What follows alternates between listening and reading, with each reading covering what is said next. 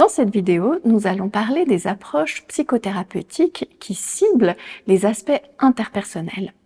Mais avant de parler plus spécifiquement de la question des interventions, intéressons-nous aux raisons pour lesquelles il s'agit d'une cible d'intervention particulièrement pertinente lorsqu'il s'agit du TDAH, alors même que les difficultés d'interaction sociale ne font pas partie des critères diagnostiques du TDAH.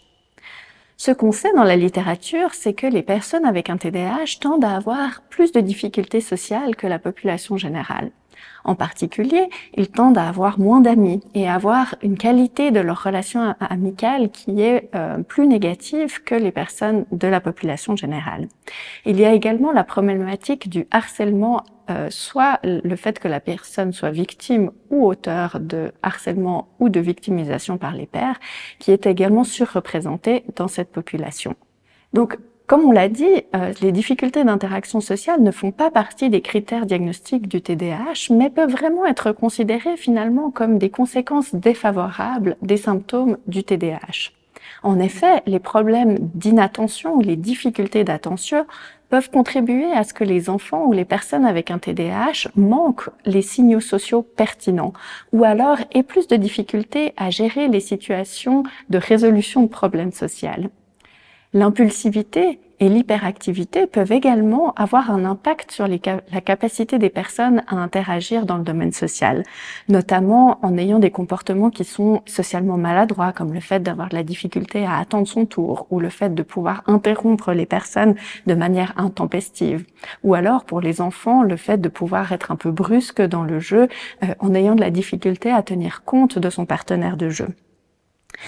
Il convient de relever que finalement, il peut y avoir différents profils et que les difficultés sociales peuvent provenir de différents éléments qu'il va être essentiel de pouvoir évaluer de manière individuelle pour savoir comment intervenir au mieux auprès d'une personne spécifique qui présente un TDAH.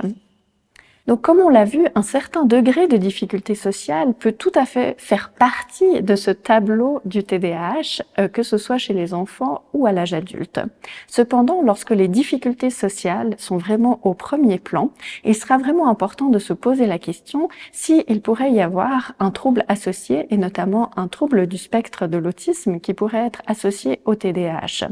Comme on l'a vu dans la séquence au sujet des comorbidités, il s'agit d'une comorbidité qui peut fréquemment être rencontrée chez les personnes qui présentent un TDAH. Il est également important de relever que les difficultés sociales tendent à se maintenir tout au long de la vie, notamment chez les adolescents et chez les adultes, et que la présence de difficultés sociales va avoir tendance à être un facteur de mauvais pronostic pour l'évolution, notamment parce que les difficultés sociales sont associées à une augmentation du risque de consommation de substances ou alors encore d'échecs scolaires plus tard dans la vie. Le fait de pouvoir accompagner les jeunes avec un TDAH par rapport à ces problématiques d'interaction sociale va donc être tout à fait essentiel. Et donc finalement, on peut se poser la question, comment est-ce qu'on va pouvoir intervenir par rapport à ces difficultés sociales ? Eh bien, globalement, il va y avoir un peu deux types d'approches. La première série d'approches que l'on verra dans le module suivant, c'est vraiment de pouvoir fournir aux jeunes avec un TDAH des compétences sociales pour qu'ils puissent fonctionner au mieux dans leur vie quotidienne. La deuxième série d'approches, qui est plus une approche psychothérapeutique, va partir du principe que les compétences sociales de base sont acquises chez les personnes avec un TDAH, mais qu'elles ont parfois de la peine à les utiliser de manière efficace dans le contexte de leur vie. Il faut savoir qu'il y a relativement peu d'études qui ont vraiment étudié finalement ces stratégies psychothérapeutiques pour accompagner par rapport à ces difficultés sociales.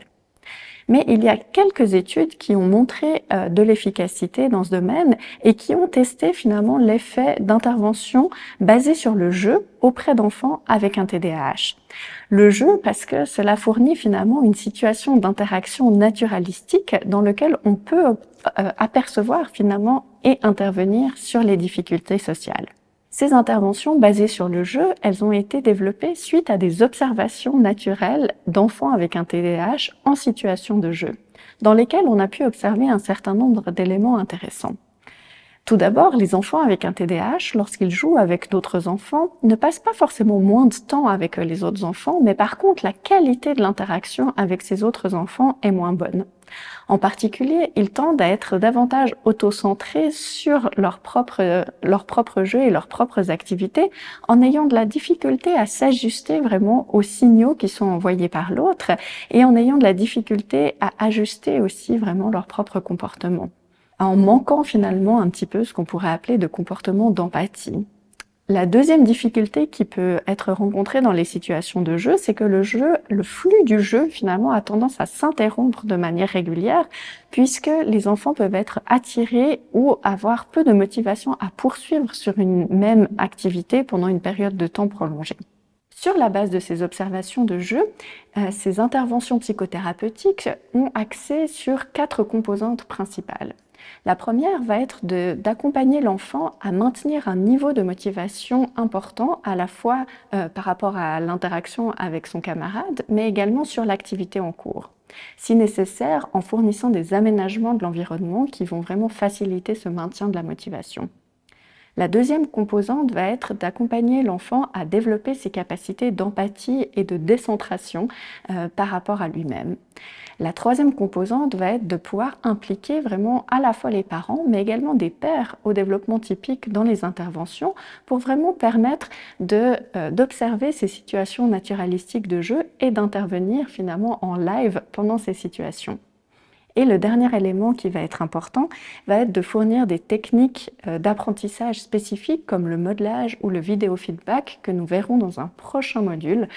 pour pouvoir favoriser l'acquisition de ces compétences. Comme je l'ai dit tout à l'heure, il y a relativement peu d'études qui ont testé l'efficacité de ce type d'intervention, mais les quelques études existantes suggèrent qu'elles peuvent avoir une certaine efficacité pour réduire l'impact des symptômes du TDAH dans les situations naturalistiques telles que le jeu. Chez les enfants plus âgés, ou plutôt les adolescents et les adultes, il y a peu de recommandations et peu de techniques d'intervention spécifiques qui ont été développées et testées dans la littérature. Cependant, dans notre expérience, il apparaît qu'il est vraiment très utile de pouvoir accompagner les jeunes au quotidien, lors de séances par exemple en individuel, pour pouvoir vraiment décortiquer certaines situations qui peuvent être problématiques pour eux, et aussi de pouvoir les accompagner à augmenter leur prise de conscience de leur propre rôle finalement par rapport aux difficultés sociales qu'ils peuvent rencontrer. Donc finalement, dans cette vidéo, nous avons vu que les difficultés sociales font vraiment partie intégrante du tableau clinique du TDAH, que ce soit durant l'enfance, mais également pendant l'adolescence et à l'âge adulte. Et nous avons vu que certaines techniques d'intervention chez les enfants, et notamment des techniques d'intervention psychothérapeutique basées sur le jeu, peuvent avoir une certaine efficacité pour améliorer et réduire l'impact des symptômes du TDAH dans des situations naturalistiques.